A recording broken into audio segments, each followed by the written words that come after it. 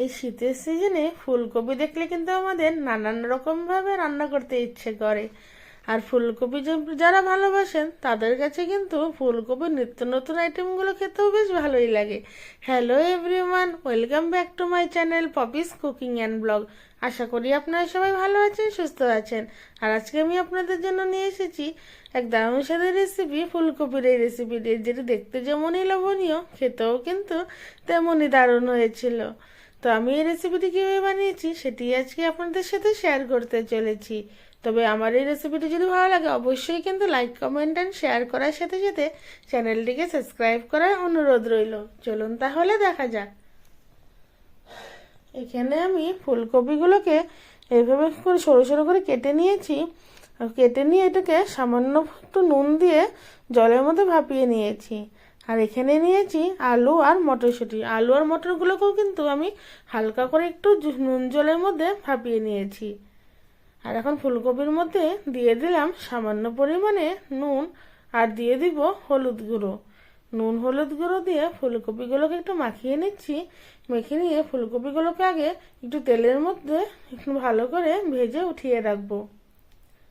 ফুলকপিগুলো এভাবে আগের থেকে একটু হালকা করে ভেজে উঠিয়ে রাখলে কিন্তু তরকারির মধ্যে ফুলকপিটা খেতে বেশ দারুণ লাগে। ফুলকপির রেসিপির মধ্যে আপনাদের কার কোন রেসিপিটি পছন্দ অবশ্যই কিন্তু আমাকে জানাবেন। তেল গরম হয়ে এসছে, এখন এর মধ্যে দিয়ে দিলাম এক এক করে ফুলকপিগুলো। ফুলকপিগুলোকে এইভাবে উল্টে পাল্টে একটু লাল লাল করে ভেজে নিচ্ছি। এতে করে ফুলকপির ফ্লেভারটাও খুব ভালো আসে। এখন এইভাবে উল্টে পাল্টে ভালো করে প্রত্যেকটা ফুলকপি এরকম লাল লাল করে ভেজে নিচ্ছি। আমার কিন্তু ফুলকপিগুলো ভাজা হয়ে গেছে। এখন একটা বাটির মধ্যে ফুলকপিগুলো তুলে রাখবো।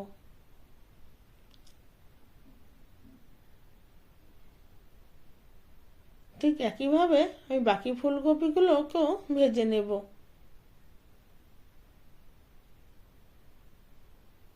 এই ফুলকপিগুলোকেও ঠিক একইভাবে উল্টে পাল্টে লাল লাল করে ভেজে নেব।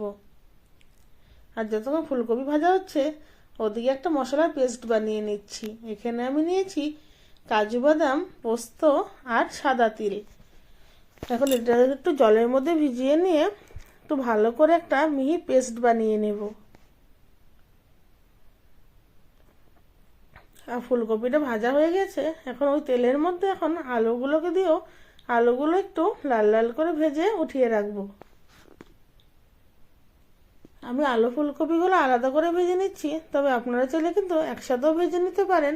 তবে এইভাবে আলাদা করে ভাজলে ফুলকপিগুলো কিন্তু একদমই ভেঙে যাবে না, আর খাওয়ার সময় কিন্তু টেস্টটাও ভালো লাগবে। দিয়ে দিলাম সামান্য হলুদ আর নুন, দিয়ে আলুগুলোকেও একটু ভালো করে ভেজে নিচ্ছি।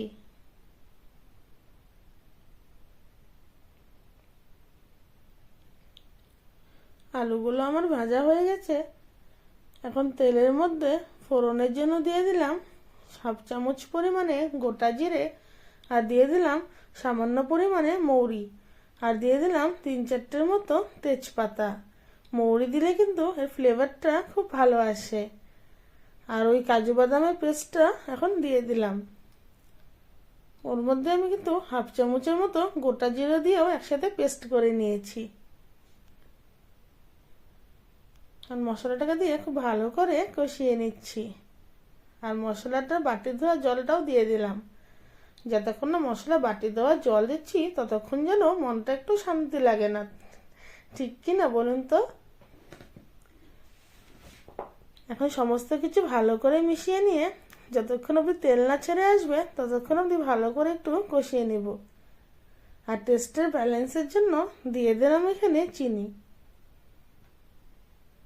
তবে আপনারা যদি চিনি খেতে পছন্দ না করেন তবে এটাকে স্কিপ করতে পারেন।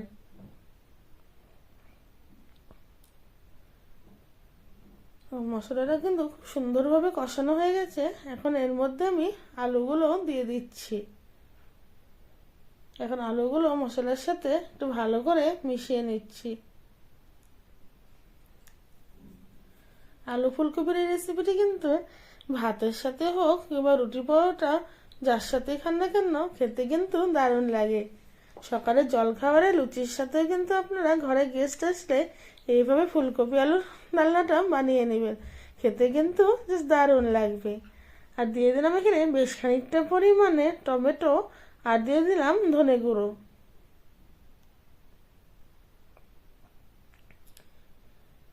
এবার সমস্ত কিছুকে আবারও ভালোভাবে মিশিয়ে নিয়ে সামান্য পরিমাণে একটু জল দিয়ে মশলাটাকে আর একটু ভালোভাবে কষিয়ে নিচ্ছি। এখন একটু ঢাকা দিয়ে কিছুক্ষণের জন্য ঢাকা দিয়ে রাখবো, যাতে করে টমেটো আর আলুগুলো ভালো করে সফট হয়ে যায়। আলু আর টমেটোগুলো খুব সুন্দরভাবে সফট হয়ে গেছে, আর মশলাটাও কিন্তু আমার খুব সুন্দরভাবে কষানো হয়ে গেছে।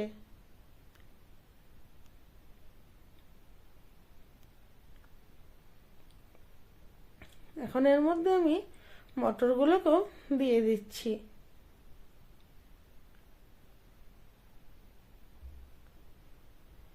মটরগুলো দিয়ে ভালো করে আবার সমস্ত কিছুকে মিশিয়ে নিচ্ছি।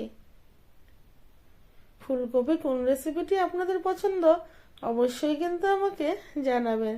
চেষ্টা করব আপনাদের পছন্দ মতো রেসিপিটি একবার বানিয়ে আপনাদের সামনে তুলে ধরার। আবার একটু ঢাকনা দিয়ে একটু রান্না করে নিচ্ছি, যাতে করে সমস্ত কিছু ভালোভাবে একদম নরম হয়ে যায়। মশলাটা আমার খুব ভালো করে কষানো হয়ে গেছে। এখন এর মধ্যে ভেজে রাখা ফুলকপিগুলো দিয়ে দিলাম, আর দিয়ে দেব এখানে পরিমাণ মতো জল।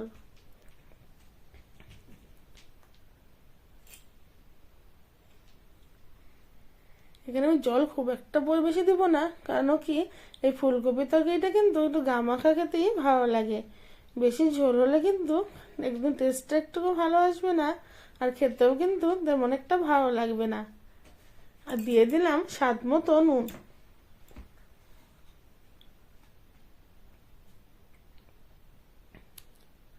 নুন দিয়ে আবার একটু ভালো করে মিশিয়ে নিচ্ছি।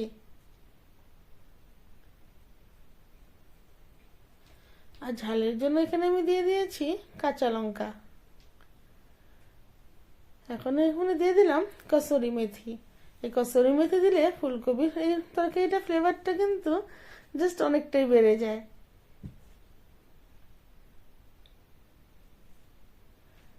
একটু ভালো করে মিশিয়ে নিয়ে এর মধ্যে এখন দিয়ে দিলাম বেশ খানিকটা পরিমাণে গরম মশলা। গরম মশলা দিয়ে আবারও ভালো করে মিশিয়ে নিয়ে ঢাকা দিয়ে কিছুক্ষণের জন্য রান্না করে নিলে কিন্তু আমাদের এই ফুলকপির রেসিপিটি একদম রেডি।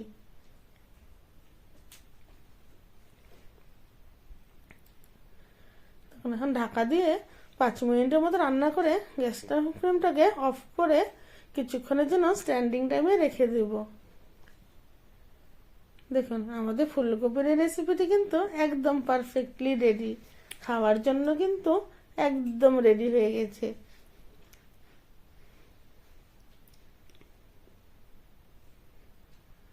আমি এটাকে কিন্তু ফ্রাইড রাইসের সাথে সার্ভ করেছিলাম, তবে আপনারা চাইলে কিন্তু ভাত কিংবা লুচি বা পরোটা যার সাথেই খান না কেন খেতে কিন্তু দারুণ লাগবে।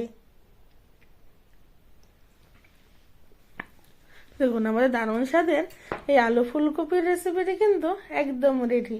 দেখতে যেমনই লোভনীয়, খেতেও কিন্তু দারুণ টেস্টি হয়েছে। আর ফুলকপিগুলো আমি আলগা করে ভেজে রেখেছিলাম জন্য একটা ফুলকপিও কিন্তু দেখুন ভেঙে যায়নি। ফুলকপিগুলো খেতেও ভালো হয়েছে, ফুলকপি কিন্তু যেরকম সফট হয়েছে তেমন কিন্তু একদমই ভাঙেনি, আর দেখতেও কিন্তু খুব